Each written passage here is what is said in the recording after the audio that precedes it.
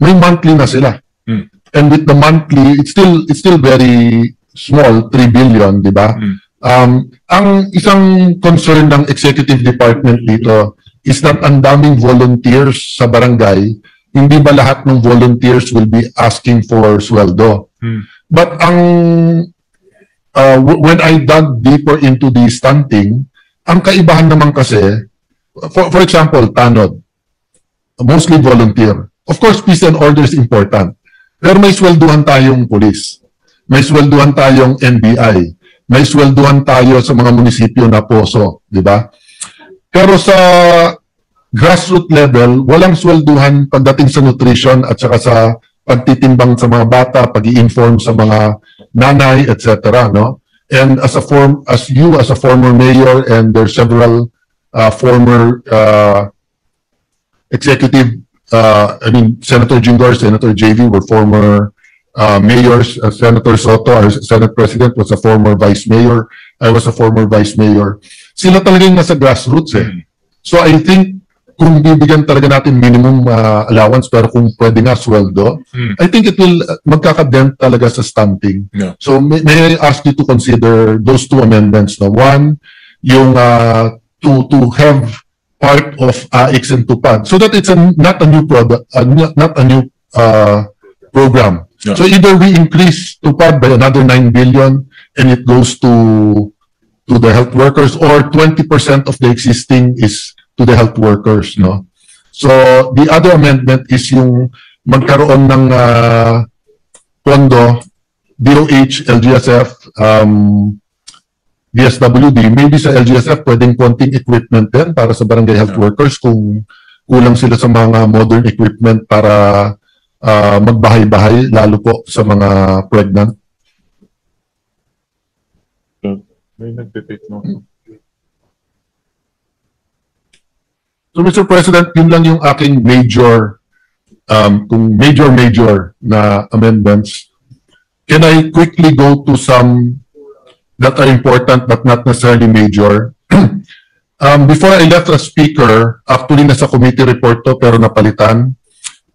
Camp Development Fund, 10 billion for, at that time, 5 billion nilagay namin. 10 billion for AFP, 10 billion for PNP. Right now, may konti sila sa DPWH, but usually they depend on the congressman or the governor mayor to help them. So, marami sa mga kampo, may informal settlers o kaya hindi na fully utilized. Pero kung bibigyan natin ng lump sum, pwedeng may annex din, katulad ng HPEP, ang police at saka AFP. And if it's yearly, mapaplano nila in the next 5 years kung paano nila mapapaganda yung kampo. This is not only for security, kasama na dito yung para sa kanilang physical well-being, mental well-being. It could also be for clinics. It could also be, for example, when you go to Camp John Hay, di ba? May golf course, may bowling, may Protestant church, may Muslim mosque, may evangelical churches, may officers club and everything. So, sa Pilipinas, hinihintay ng mga anak na yung police at saka militar umuwi. Sa mga US bases, gusto nga nilang bumisita sa kampo kung hindi sila doon nakatira kasi lahat ng facilities na sa kampo. So, we have several camps all over the Philippines that are beautiful pero walang pondo pang gawa. So, may please consider that. May na-allocate tayo, Senator, Minority Leader Senator Alan, about 2.7 billion for various repairs ng mga barracks nila, mga covered court inside the camp. But admittedly, 3 billion. Those are very important, pero realistically, repairs, etc., it doesn't really develop, it fixes it up. No? Ano lang for yung regular I personally, in the past, sa Camp Bagong Diwa, napakarami kasi may jail, but I don't usually help there. Mostly sa drug rehab and sa SAF, and then now meron na crime lab. Usually naman pag sinimulan mo, itutuloy-tuloy ng DPWH. Yeah. Pero I think if it's a lump sum, kung hindi kayang 10 billion, 1 billion, 2 billion, but if it's a lump sum and ang magplaplano nito ay hindi DPWH kung hindi yung mismong commanders, di ba? Which goes kasi to my next amendment. I proposed this during when I was Secretary of Foreign Affairs, na yung ating mga engineering brigades sa military, I think specifically sa Army, bigyan ng equipment para by administration ang gawin ng mga project kasi maganda ng civil relation, anti-insurgency.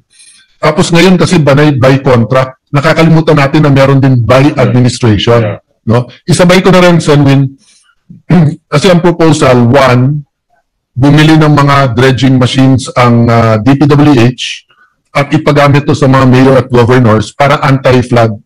Pero mas makakamura ang DPWH kasi yung maintenance at saka yung tao, pwedeng sa ano, kasi by administration. Same thing, if we buy the right equipment for the engineering brigades ng military, they can use it. So actually, China gave us equipment. Unfortunately, binigay sa DPWH instead of they kept it sa engineering brigade. So the chief of staff told me they have 4 or 5 ata, pero yung isa gagawin nilang combat engineering. So may actual silang 4 so nabanggit na may ghost project sa AFP, hindi sila yung gumawa. But can you imagine kung may pondo for materials, for training for their engineers, tapos may equipment sila. So may I submit this proposed amendment? Tama kayo dahil also, marami na ring agencies requesting in their special provision to allow them to tap into the military engineering brigade, for example, FMR roads, classrooms, kasi ayaw nila matali lang sa DPWH. So this bodes well to those mga proposals ng agency. And Mr. Chair, Mr. President, it will bring the military closer to the grassroots, but at the same time, it will attract engineers. Di ba kung gusto mo sa gobyerno, usually DOTR, DPWH, maybe some other agencies, but yung iba gusto mag-militar din eh. Yeah. So in the same manner that we tried to attract sa JAGO at sa medical, di ba, doctors, lawyers, pagka in-equip natin yung mga engineering brigades, it will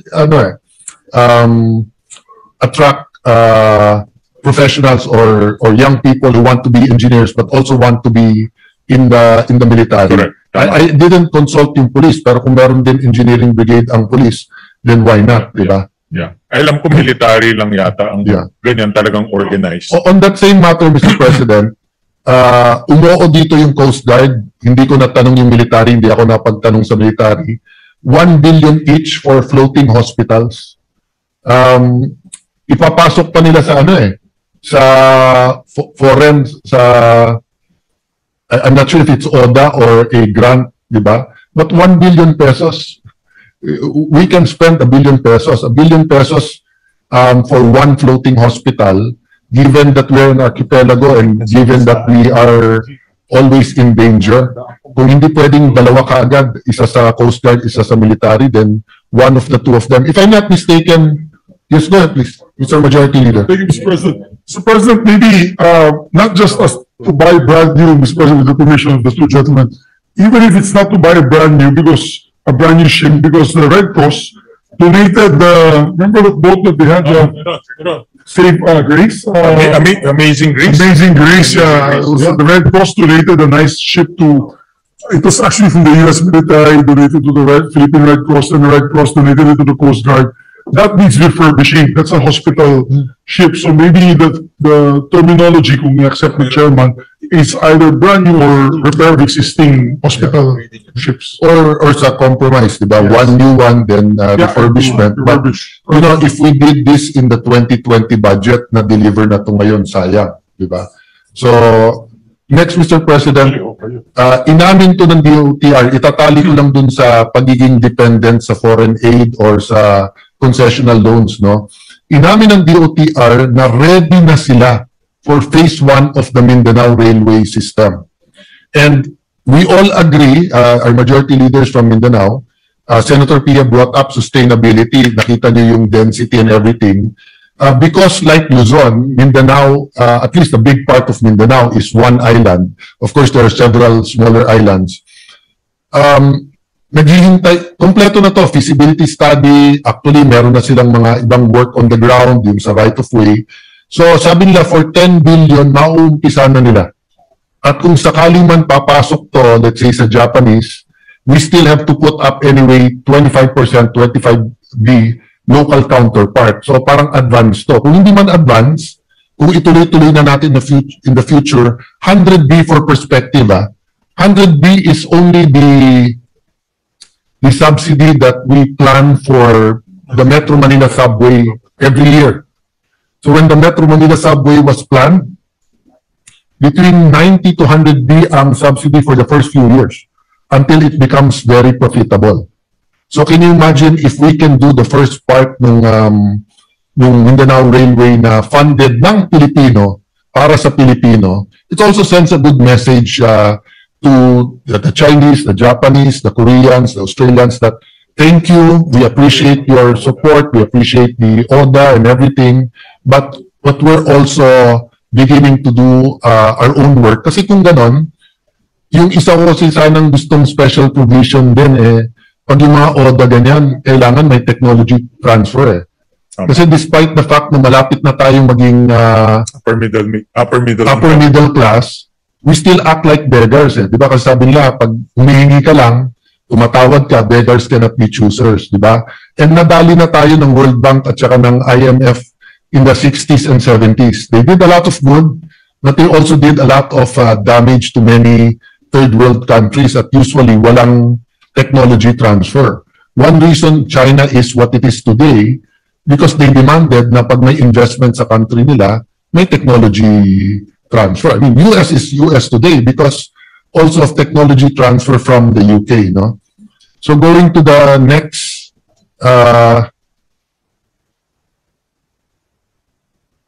yes, every peso counts, so I do much appreciate the work of additional funds at DepEd. This is just a manifestation, not an amendment, not a special provision. Until the time that we decide, we have to decide, kailangan decisive tayo. Will we go back to K-10 or will we fully fund K-12? Diba? So, it's like a dike Diba? Do we repair the dike and make it fully functional or do we find another engineering intervention? Pero yung may butas ang dike at nilalagay lang natin daliri natin, kahit sinasabi natin thank you, 24 times senador na may daliri doon, it's still a daliri sa butas. So 70 billion additional, 80 billion additional is no joke. And I congratulate everyone who worked on that, Senator Bam, yourself, the other senators, no, Senator Joel sa TESDA. But really, we have to decide whether K-12 or K-10 muna, then mag-K-12 pag kaya na natin, or itodo natin yung funding. Next, ang isang malaking tumutulong sa values, hindi lang DepEd at saka kindergarten, college. Of course, churches, but it's really television. Of course, social media. So, may I ask Mr. President, Mr. Chair, if we can put some money on MTRCB, a small amount, 25-50 million, not too small, for a value orientation program.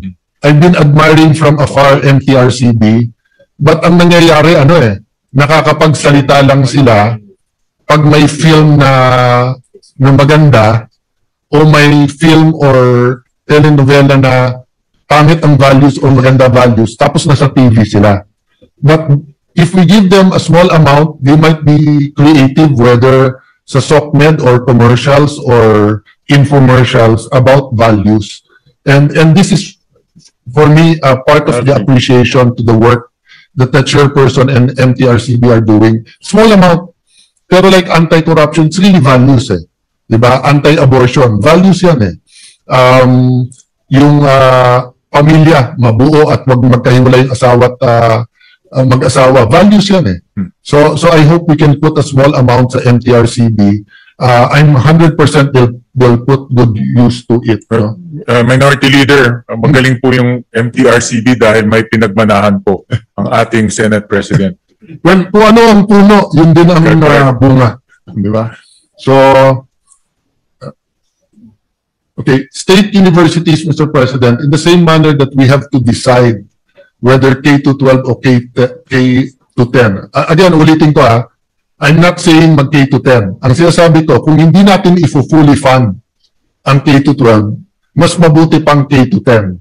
Rather than ngayon, we expect 12 to 9 years education, pero actual 7.5 years lang ang education. Ganon din sa state universities. I won't go to the history. All of us know here the history paano nagkaroon ng libreng edukasyon. It was a series of compromise and it's good.